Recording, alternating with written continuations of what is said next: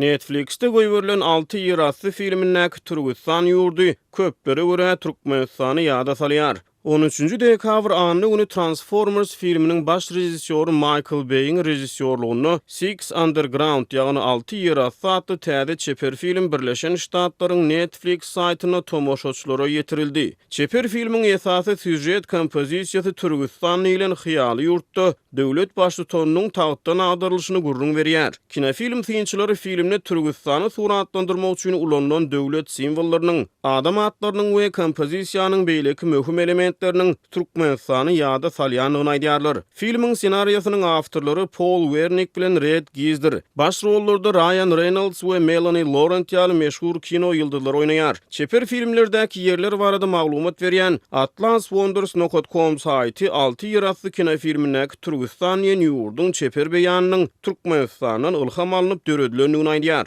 Kinoda nämeler bolýar? Türkistan ilindäki rejim diýdim zorlugyna şaýat bolan Amerikaly bir anonim milliarder hökümetiň penasynaky jinayetçileri ýok etmek üçin 6 adamdan ibaret gizlin topor döredýär. Ruhlar adlandyrylýan ýaşryn topor Italiýada amala aşyran ilkinji missiýasyny Türkistany 4 generalyň adwokatyny öldürýär. Soňra topor Türkistanyň Rowak Alimow adly diýdim zor döwlet başlygyny tagtdan agdyryp onuň ornuny Rowak Alimowyň enesi Murat Alimow adly öňkü tutsagy hökümet başyna geçmäge ýardam berýär. Bellemeli ýeri hyýaly ýurtdaky prezidentiň ady Rowash diýilip ýazylýar.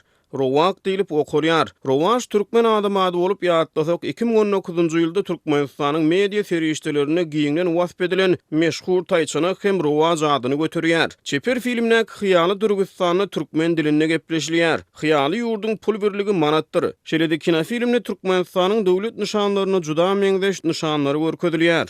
Meselem kinonyň dowamyny Türkistanyň prezidentiniň wagtal türkmen dilinde gepleşini eşitmek bolýar. Filmiň bir ýerinde ol türkmen dilinde "Size inni hiç kim degip bilmeýär" diýär. Size inni hiç kim degip bilmeýär. Bu dengsin. Bu agat oturguçly hostala otogaming diýer.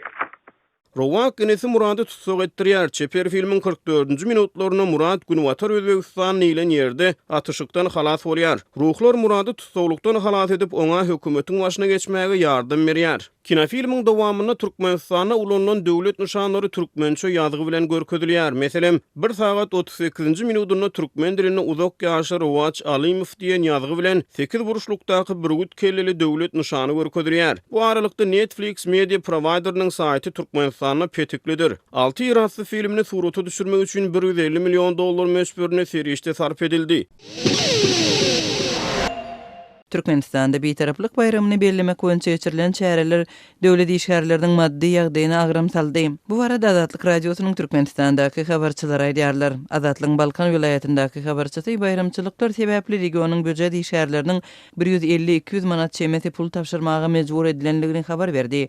Meselem mektep mugallimleri saglyk edaralarynyň işgärleri öz aýlyklaryndan bayramçylyklar üçin ortaça 150-200 manat tapşyrmagy mejbur edildi diýip habarçymyz aýdýar. Şeýle-de onuň sözlerine görä bayramçylyk üçin Ahal vilayatynda hem pul toplanıpdyr. Bäherden şäherinde yerli saglyk öýünde betaraplyk güni sebäpli ähli işgärleriniň hasabyna 40 000 manat toplamaly boldular 10 sany tigir satyn almak üçin diýip habarçymyz aýdýar. 10-njy dekabrda Türkmenistan betaraplygynyň 24-nji ýyl dönümini belledi. Habarçymyzyň sözlerine görä häzirki wagtda medisina işgärleriniň we mektep mugallimleriniň her birinden 30-40 manat aralygynda pul toplanýar. Büdjet işgärleri özlerinden soralýan bu puly öňden bäri her aýda öz aýlyklaryndan bag ekmek we awadançylyk üçin saklanýan puldan daşary tapşyrmaly bolýarlar.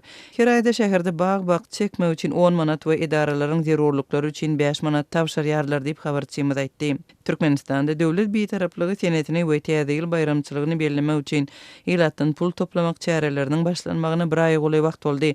Azatlyň Aşgabatdaky habarçylary paýtagtda büdjet işgärleriniň hasyly meçberde pul tapşyranlygyny habar beripdi. Käbir ýagdaýda işgärlerden talap edilen pulun möçberi olaryň aýlyklaryndan tas 2 hesse ýokary bolupdyr. Habarçymyzyň sözlerine görä, döwlet idaralarynyň ýolbaşçylary işgärlerden şeýle uly möçberde pul toplanmagynyň sebäbini bayramçylyk çärelerinde ulanylajak tigirleri satyn almak we bayramçylygy awraýly bellemek maksady bilen düşündiripdirler. Ýatlatsak 18-nji noýabrda prezident Berdimuhammedow hökümet agzalaryndan hem vilayet ýolbaşçylaryndan bayramçylyklara ýokary guramaçylyk derejesinde taýýarlanmagy tapşyrypdy. Şu günler Türkmenistanyň häkimetleri täze ýyla taýýarlyk görýärler. Käbir pursatlarda ýaşaýyş nokatlary iladyň hatawyny bedelýär. Habarçylarymyz Mary we Libap vilayetlerinde büdjet idaralarynyň işgärlerinden we mektep okuwçylaryndan arsa agaçlaryny dikmek we binalary bezemek üçin puluň ýygnalýanlygyny habar berdiler. Türkmenistandaky söhbetdaşlarymyzyň sözlerine görä ýurtda ilad köpçüliginiň maddi ýagdaýy agyr bolup, ýygyderli pul tapşyrmak maşgalalara ulagrym salýar. Muňa garamazdan adamlar işini ýitirmekden we käýin çalmakdan howatyrlanyp pul tapşyrmaga mejbur bolýarlar. Türkmen häkimetleri ýurtda dowam edýän agyr ykdysady krizise garamazdan bayramçylyklary uly dawara bilen bellemegini dowam etdirýärler. Oňa mejbur gatnaşdyrylýan büdjet işgärlerinden pul tapşyrmak, toý giyimlerini we beýleki esbaplary öz hatabyna satyn almak talap edilýär.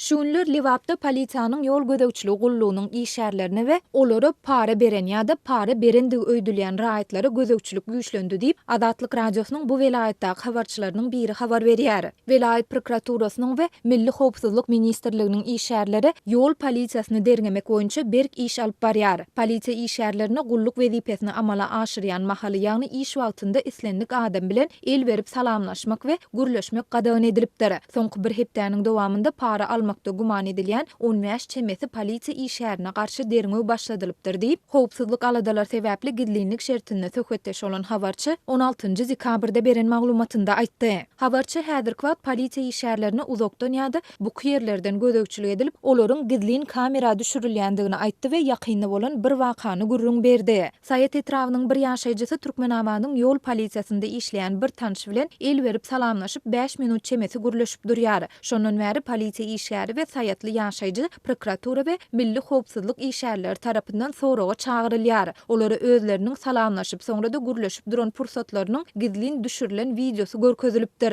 Ýaşaýjy olara polisiýa işgäri meniň tanışym diýse-de onu dinlemeýärler. Olar ýaşaýjy näme sebäpden elleşip salamlaşdyň, 5 minutlap näme gürleşdiňiz diýen soraglary gaýta-gaýta berip, seniň ýol polisiýasyna para beren bolmagy mümkin diýen şüphe bilen her gün soraga çagyrýarlar diýip habarçy belledi. Adatlyk radiosunda bu wakanyň haçan we nirede bolandygy şeýlede oňa kimleriň gatnaşandygy barada dolu maglumat bolsa da howpsuzlyk aladalar sebäpli olary köpçülige mälim etmekden saklanýar. Aýdylmagyna görä prokuratura we howpsuzlyk işgärleri bu waka bilen ilteşikli soraga çagyrylýan ýaşaýjy Türkmenistanyň kanunçylygynda para berenim, para alanym deň jogapkärçilige çekilýär diýip, onuň para berendigini boyun almak üçin basyş edýärler. Adatlyk radiosyna ýokarda gurrun edilýän ýagdaýlar barada Libap vilayet prokuraturasyndan we Milli Howpsuzlyk ministrliginiň Türkmenabatdaky bölümünden kommentari almak başartmady. Ýöne bu habarlar Livapda polisiýa işgärlerine garşy 2 aý çemesi wagt dowam eden güýçli gözegçilikden soň olaryň işine ünsün gaýtadan gowşadylandygy barada habarlaryň ýa-da gabat geldi.